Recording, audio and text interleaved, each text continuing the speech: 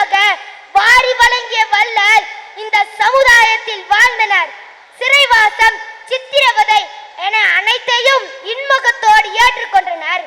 இந்திய விடுதலை போராட்ட வரலாற்றில் தங்களது வீரத்தாலும் அஞ்சலை அம்மாள் என்பவர் சுதந்திர போராட்டத்தில் அவரது பங்களிப்பு மிக மிக மகத்தானது. மகாத்மா காந்தியடிகளிடமேயே என் நாட்டின் ஜான்சி ராணி என்று வீரத்துடன் அழைக்கப்பட்ட பெருமைக்குரியவர். மேலும் எண்ணற்ற விடுதலை போரில் கலந்து கொண்டு தங்களது உயிர்களை தியாகம் செய்துள்ளனர். நானும் மன்னிய சமுதாயத்தில் பிறந்துள்ளேன் என்பதில் பெரும் மகிழ்ச்சியோடு கூறிக்கொள்கிறேன்.